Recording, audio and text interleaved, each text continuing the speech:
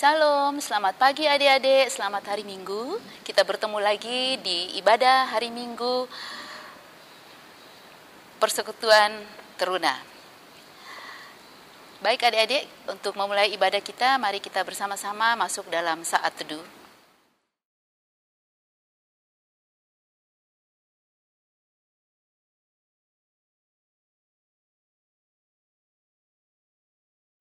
Saat teduh selesai, saya ajak adik-adik untuk bangkit berdiri, kita sama-sama menyanyi bersama Gita Bakti 1, Pujilah Sang Pencipta.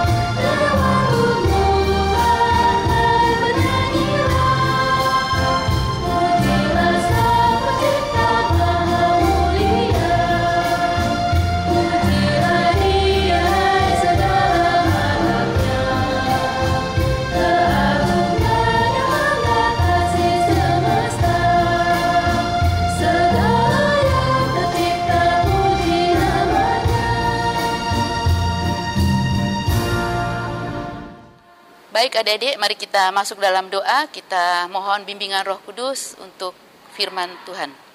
Mari kita berdoa. Puji syukur kami naikkan ke hadapan-Mu ya Bapa. Terima kasih banyak ya Tuhan atas penyertaan pada kami dari malam yang gelap gulita hingga pada pagi hari ini tanpa kurang suatu apapun. Itu semua karena kasih setia-Mu kepada kami ya Tuhan. Bapa yang dalam surga, Bapa yang kami puji di dalam nama Tuhan kami Yesus Kristus, Tuhan dan Juru Selamat kami. Saat ini ya Tuhan, kami akan mulai ibadah, kami mohon pertolongan-Mu ya Tuhan. Engkau mau kosongkan hati, pikiran kami, sehingga kami boleh beribadah dengan kusuk ya Tuhan, sehingga apa yang kami baca, apa yang kami dengar, kami boleh renungkan dengan baik ya Tuhan. Biarlah Roh-Mu yang kudus yang memimpin kami dari awal, pertengahan, sampai selesai. Inilah doa dan permohonan kami ya Tuhan Yesus. Amin. Adik-adik, saya persilahkan untuk duduk kembali. Untuk menyambut firman Tuhan, kita sama-sama menaikkan Kidung Jemaat 50A, bait 1 dan 2, Sabda Abadi.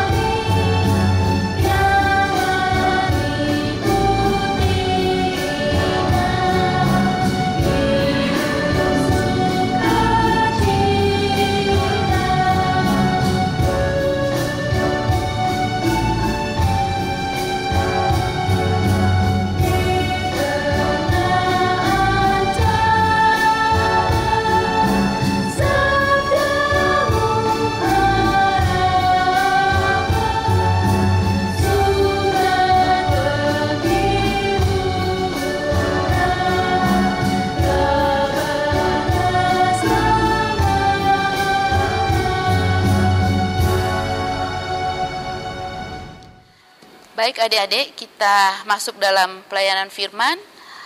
Kita sama-sama buka 2 Korintus 8 ayat 1 dan 9. 2 Korintus 8 ayat 1 dan 9. Kakak akan bacakan. Pelayanan kasih. Saudara-saudara, kami hendak memberitahukan kepada kamu tentang kasih karunia yang dianugerahkan kepada jemaat-jemaat di Makedonia.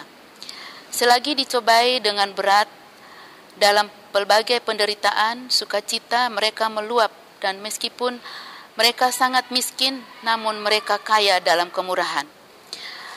Aku bersaksi bahwa mereka telah memberikan menurut kemampuan mereka, bahkan melampaui kemampuan mereka.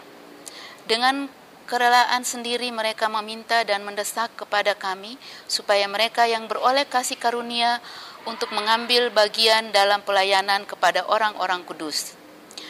Mereka memberikan lebih banyak daripada yang kami harapkan. Mereka memberikan diri mereka pertama-tama kepada Allah, kemudian karena kehendak Allah juga kepada kami. Sebab itu kami mendesak kepada Titus supaya mengunjungi kamu dan menyelesaikan pelayanan kasih itu sebagaimana ia telah memulainya. Maka sekarang, sama seperti kamu kaya dalam segala sesuatu, dalam iman, dalam perkataan, dalam pengetahuan, dalam kesungguhan untuk membantu, dan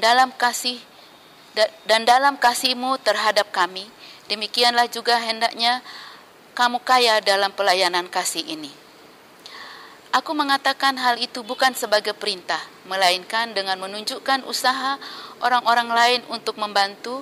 Aku mau menguji keikhlasan kasih kamu. Karena kamu telah mengenal kasih karunia Tuhan kita Yesus Kristus, bahwa Ia yang oleh karena kamu menjadi miskin, sekalipun Ia kaya, supaya kamu menjadi kaya oleh karena kemiskinannya. Demikianlah pembacaan Alkitab. Haleluya.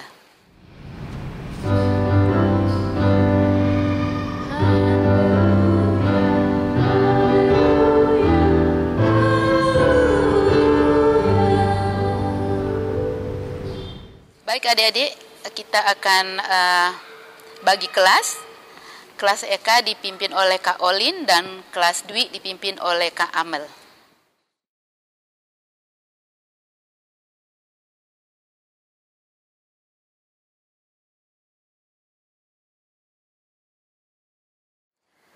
Shalom Sobat Teruna yang terkasih dalam Tuhan Yesus Kristus. Selamat pagi adik-adik. Kak Amel bersyukur dan bersuka cita kita bisa bertemu, dan Kak Amel menyapa adik-adik sekalian. Walaupun kita secara jarak jauh ya adik-adik, tapi kita perlu bersyukur karena Tuhan masih memberkati kita dan memberikan kita kesempatan untuk bersama-sama ibadah di pagi hari ini. Kita akan bersama-sama merenungkan bagian firman Tuhan kita di hari Minggu pagi ini, tanggal 29 November 2020. Dan bacaan firman Tuhan kita pada hari ini terambil dari 2 Korintus 8 ayat yang pertama hingga ayat yang ke-9 yang adik-adik sudah baca tadi sebelumnya. Nah, adik-adik yang terkasih, teruna yang terkasih, khususnya adik-adik di kelas Dwi, Kamel mau punya pertanyaan nih. Menurut adik-adik, atau apa yang adik-adik bayangkan ketika adik-adik mendengar kata orang kaya atau kaya? Apa yang ada di benak kalian? Sama nggak sama seperti Kak Amel? Kak Amel kalau dengar orang kaya atau kaya, kata kaya itu yang di bayangan kakak adalah sekelompok orang yang punya banyak uang, punya banyak harta, rumahnya bagus, punya banyak fasilitas, sering bepergian ke luar negeri dan lain-lain, makanannya enak-enak dan lain-lain. Sama nggak adik-adik? Barang-barangnya branded dan lain-lain. Kurang lebih pasti sama ya pemahaman kita tentang yang namanya kaya itu adalah kondisi seseorang atau sekelompok orang yang punya kelimpahan materi dan lain-lain. Nah, tapi adik-adik yang menarik adalah ternyata memang itulah gambaran kaya yang dipahami oleh dunia gitu ya, yang dipahami oleh banyak orang, bahkan hampir semua orang kalau dengar kata kaya yang dipahami adalah banyak harta, banyak uang. Tapi menarik adik-adik, menurut Alkitab kita, khususnya pengajaran Rasul Paulus, kaya itu ternyata ada banyak jenisnya adik-adik. Ya, menarik ya. Ada kaya memang dalam arti secara materi. Ada kaya dalam hal iman, kaya dalam perkataan, dalam pengetahuan, bahkan kaya di dalam kasih. Nah, itu yang menjadi bacaan kita di hari ini, khususnya pada ayat yang ke-7. Paulus berkata, maka sekarang sama seperti kamu kaya dalam segala sesuatu, dalam iman, dalam perkataan, dalam pengetahuan, dalam kesungguhan untuk membantu, dan dalam kasih-Mu terhadap kami, kata Paulus seperti itu. Demikianlah juga hendaknya kamu kaya dalam pelayanan kasih ini. Emangnya apa sih yang dimaksud dengan Paulus? Kok tiba-tiba bahas tentang kekayaan dalam berbagai macam hal gitu ya? Emangnya Paulus apa sih yang dimaksudkan dalam bacaan ini? Nah, adik-adik yang terkasih, bacaan kita hari ini terambil dari 2 Korintus. Itu adalah surat Rasul Paulus kepada jemaat di Korintus. Bisa dibilang suratnya yang kedua ya, karena ada surat yang pertama yaitu 1 Korintus.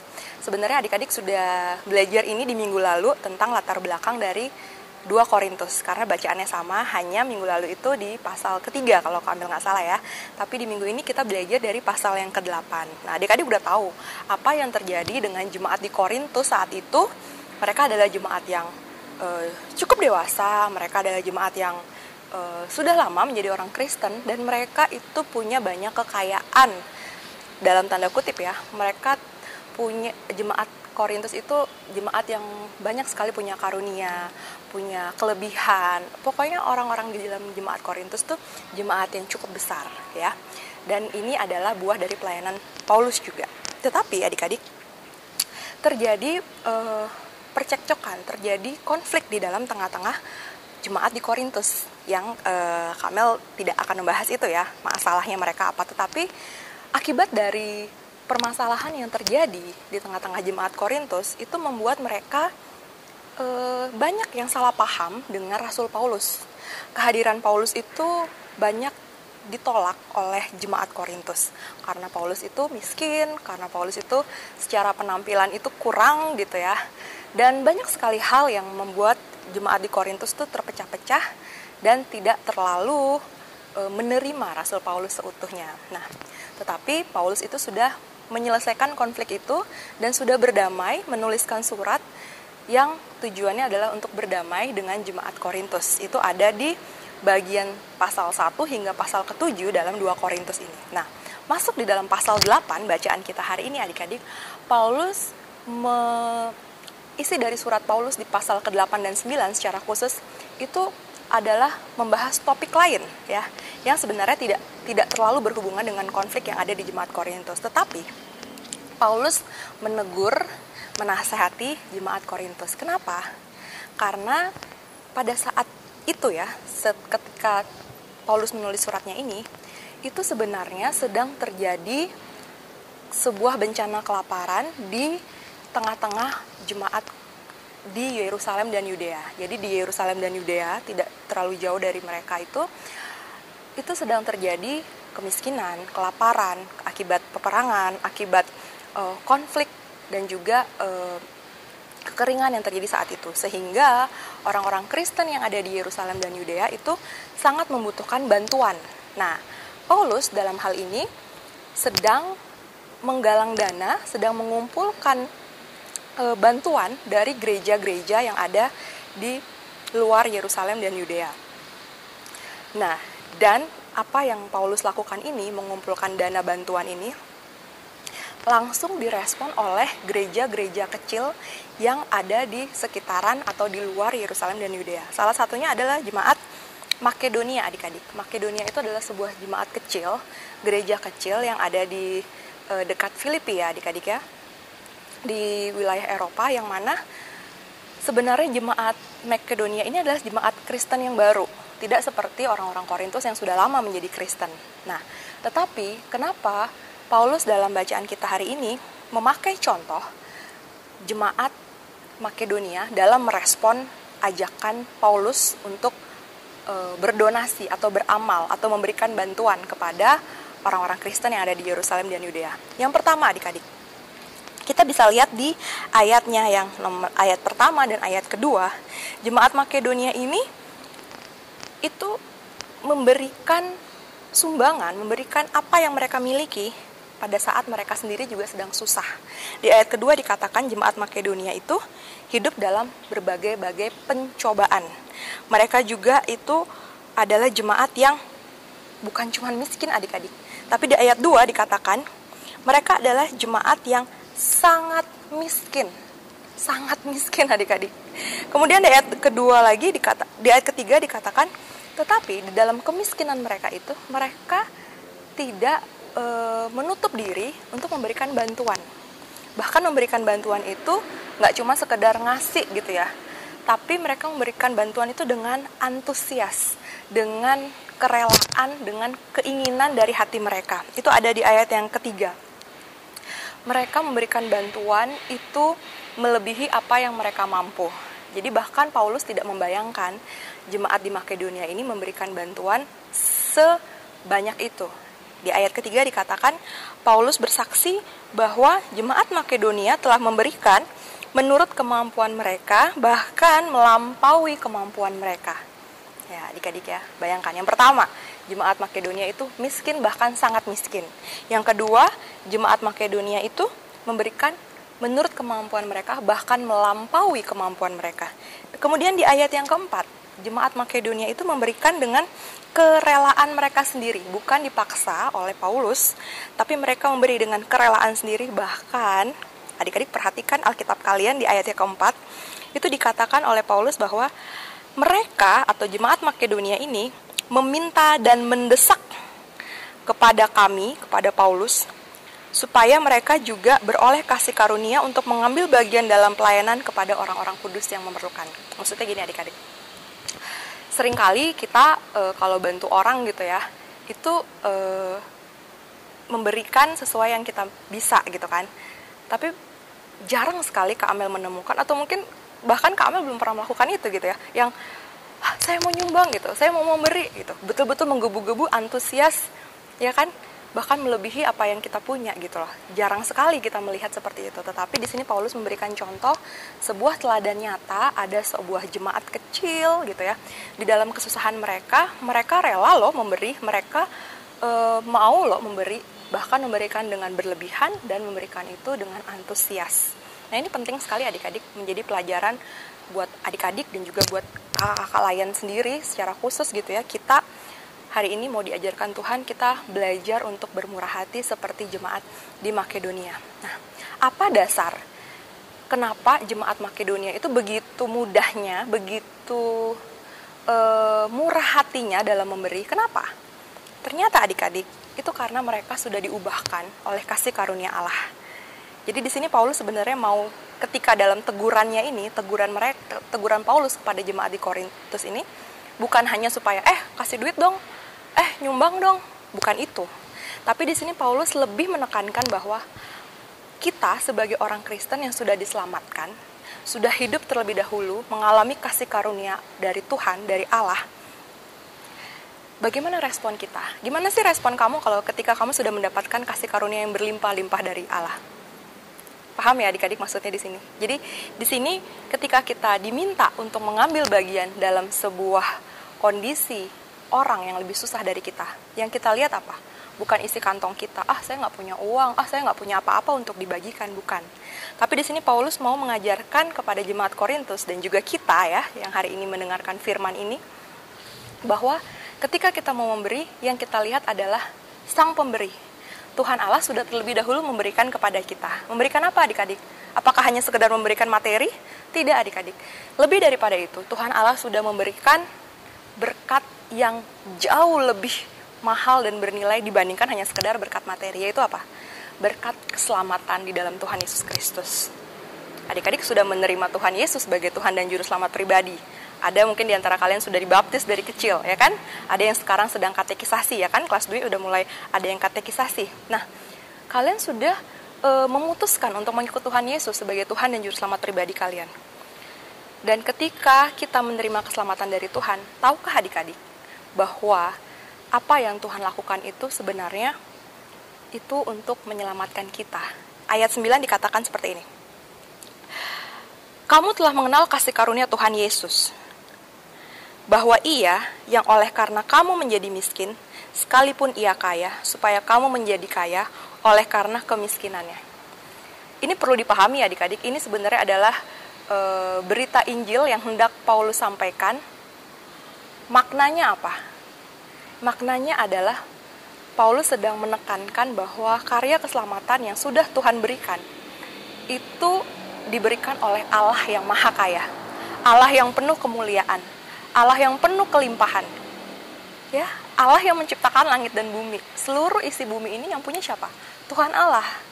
Tapi Tuhan Allah yang adalah pencipta itu, yang maha kaya itu, rela loh meninggalkan kemuliaannya, menanggalkan jubah kemuliaannya, dan memilih menjadi seorang hamba.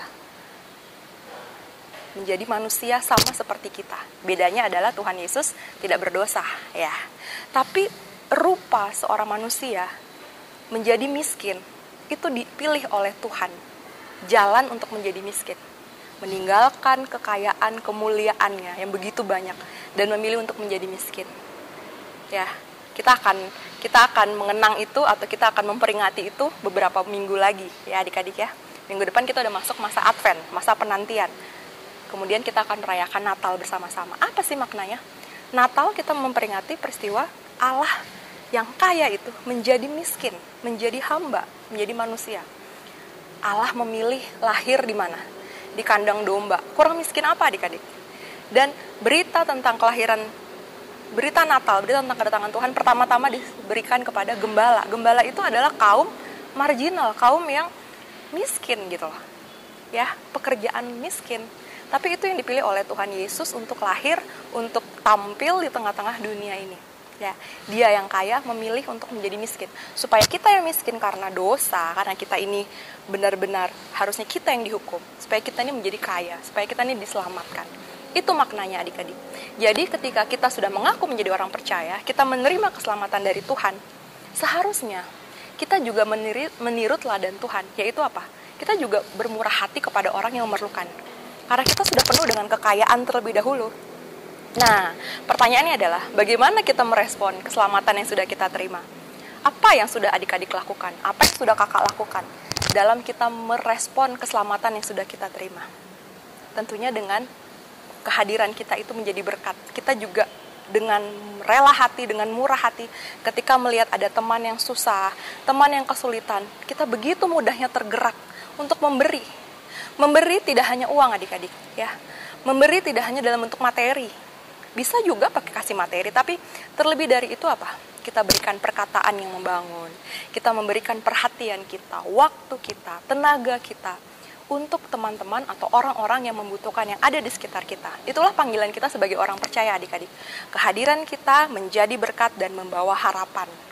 Jangan sebaliknya, kita justru jadi troublemaker. Kita justru jadi batu sandungan bagi orang-orang yang memerlukan. Jadi hari ini kita mau belajar bersama-sama, kita ini adalah kaya dalam segala sesuatu. Sehingga marilah kita hadir di tengah-tengah orang-orang yang membutuhkan. Dan pasti ada adik-adik. Ya, pasti ada orang-orang sekitar kita yang sedang membutuhkan. Mintalah kepekaan pada Tuhan, mintalah kekuatan daripada Tuhan, supaya kita juga, kehadiran kita menjadi berkat kepada orang-orang yang memerlukan itu. Ingat, karena kita sudah menerima terlebih dahulu kasih karunia Allah, anugerah Allah. Jadi apa yang ada pada kita sekarang itu bukan milik kita. Itu adalah dari Tuhan, dari Allah. Kita terlebih dahulu dikasih, makanya kita harus dengan rela hati memberikan. Pikirkan apa yang bisa adik-adik lakukan. Dalam situasi pandemi yang seperti ini, banyak orang yang susah di sekitar kita. Mungkin ada teman-teman kalian yang orang tuanya sudah tidak bekerja. Apa yang bisa kita lakukan? Berbagi apa? Ya. Kalau kita belum bisa memberikan materi, berikanlah dukungan. Kata-kata kita hendaklah membangun. Sehingga orang itu bisa merasakan kasih Tuhan di dalam diri kita dan kehadiran kita. Ya, demikianlah firman Tuhan kita pada pagi hari ini. Biar itu menjadi kekuatan kita, motivasi kita untuk menjadi anak-anak yang menjadi berkat. Dan kehadiran kita membawa pengharapan bagi setiap orang yang memerlukan. Terpujilah nama Tuhan Yesus Kristus. Amin. Untuk merespon firman Tuhan, kita sama-sama menyanyikan Gita Bakti 79 bait 1. Beri padanya.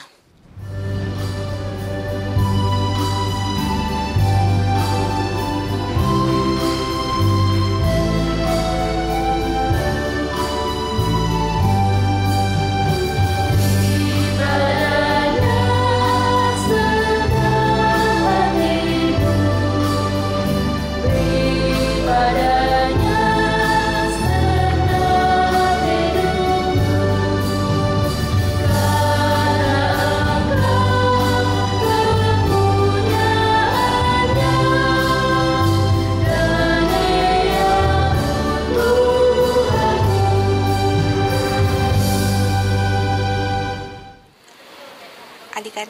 Mari satukan hati dan pikiran kita. Mari kita bersatu dalam doa syafaat. Mari kita berdoa. Bapa di surga, terpujilah namamu Tuhan. Terima kasih Bapa, pada Minggu pagi hari ini Bapa, kami anak-anakmu boleh bersama-sama beribadah dari tempat kami masing-masing Tuhan. Terima kasih untuk firman Tuhan yang boleh kami renungkan bersama-sama. Terima kasih untuk segala firman Tuhan yang boleh kami dengar Tuhan. Biarlah itu semua tidak kami lupakan begitu saja Tuhan, tapi kiranya Engkau menolong kami. Biarlah kami bisa melakukannya Tuhan dalam kehidupan kami sehari-hari dimanapun kami berada Tuhan.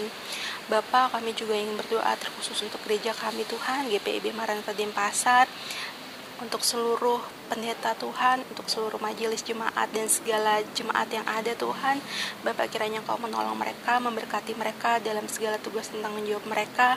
Kiranya Engkau menyertai mereka juga dalam kehidupan sehari-hari mereka, dalam segala pergumulan mereka. Biarlah kehidupan mereka semua, kami semua ini Bapak bisa menjadi berkat, bisa menjadi teladan dimanapun kami berada Tuhan.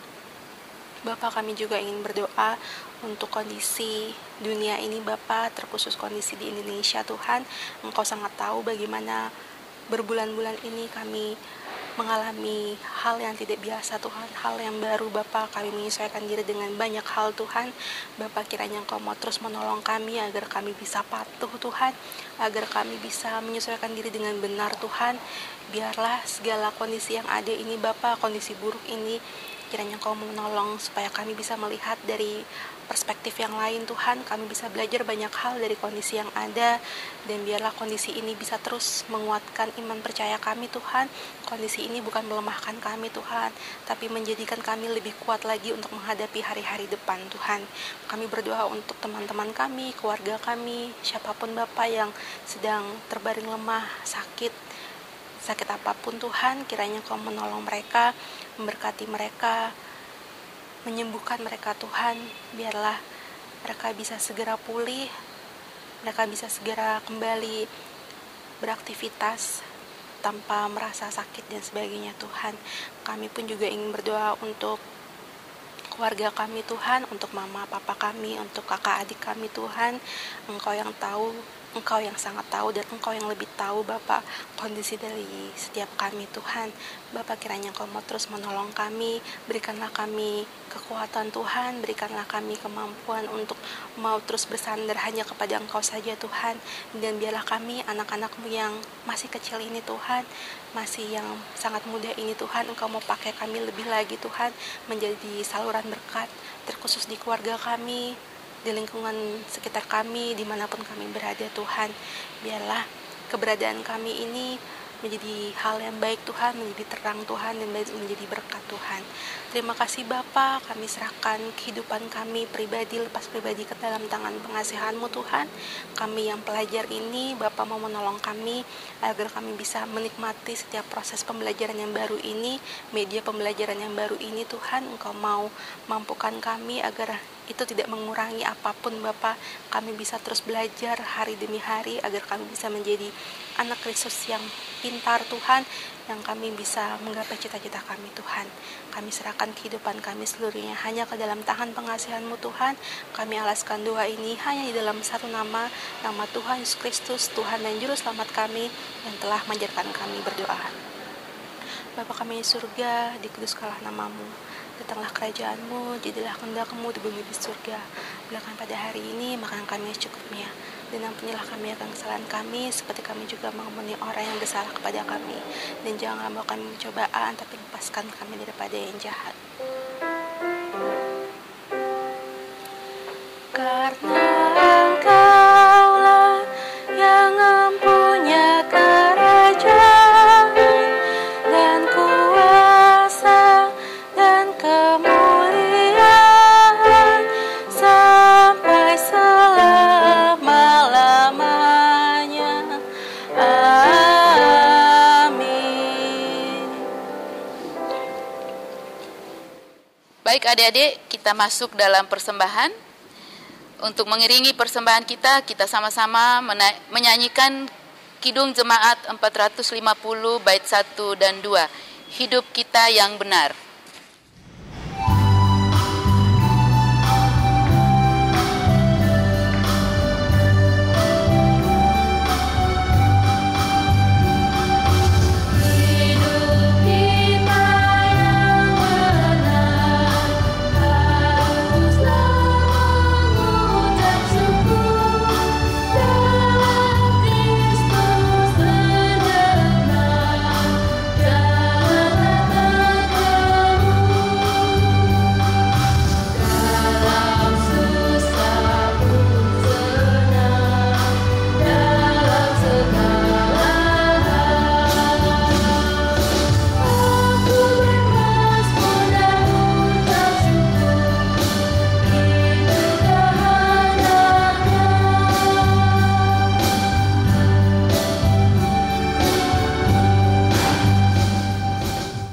Baik adik-adik, saya undang untuk berdiri, kita bawa persembahan kita ke hadapan Tuhan. Mari kita berdoa. Ada begitu banyak berkat yang kami terima dalam hidup dan kehidupan kami. Dan saat ini Tuhan, kami mengungkapkan syukur hati kami lewat berkat-Mu yang berlimpah dalam hidup kami. Kami hanya mampu memberikan sedikit dari apa yang Tuhan sudah berikan dalam kehidupan kami. Kiranya persembahan kami berkenan di hadapan hadirat-Mu. Terima kasih banyak ya Tuhan. Di dalam nama Tuhan Yesus kami berdoa. Amin. Baik adik-adik, kita masuk dalam akhir dari ibadah kita. Kita masuk dalam pengutusan. Kita sama-sama menaikkan pujian bagi Tuhan dari Kidung Jemaat 422 bait 1 dan 2. Yesus berpesan.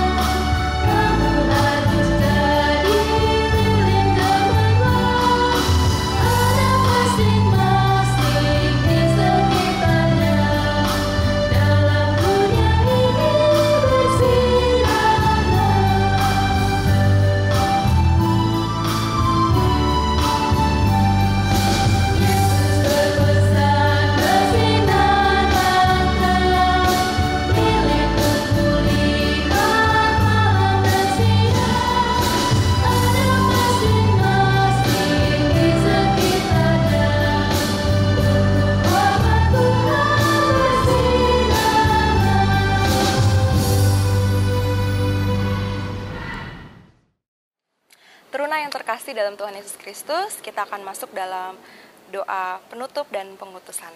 Mari kita berdoa. Allah Bapa dalam surga, terima kasih untuk kesempatan kami boleh beribadah di hari Minggu pagi ini. Ya Bapa, biarlah firman yang sudah kami dengar dan kami belajar bersama-sama, itu terus berbicara, mengoreksi hati kami, memampukan kami menjadi pelaku-pelaku firman yang hidup dalam keseharian kami. Terlebih lagi kiranya ibadah kami pagi hari ini itu berkenan di hadapan-Mu ya Tuhan. Kami rindu di minggu-minggu berikutnya, minggu-minggu mendatang, Tuhan tetap menolong kami dalam kami beribadah di persekutuan teruna ini. Ya Bapa, inilah kami anak-anak-Mu, kiranya Engkau terus memberkati kami. Teruna yang terkasih dalam Tuhan Yesus Kristus, arahkanlah hati dan pikiran kita kepada Tuhan, dan terimalah berkat dari Tuhan. Kasih karunia dan damai sejahtera dari Allah Bapa, dari Tuhan Yesus Kristus, penghiburan dan pertolongan dari Roh yang Kudus, kiranya tinggal tetap menyertai seluruh teruna dan teruni, seluruh keluarga dan orang-orang yang kita kasihi, mulai dari hari ini, esok, sampai selama-lamanya. Amin. Bapa, terima kasih. Bapa, terima kasih. Bapa,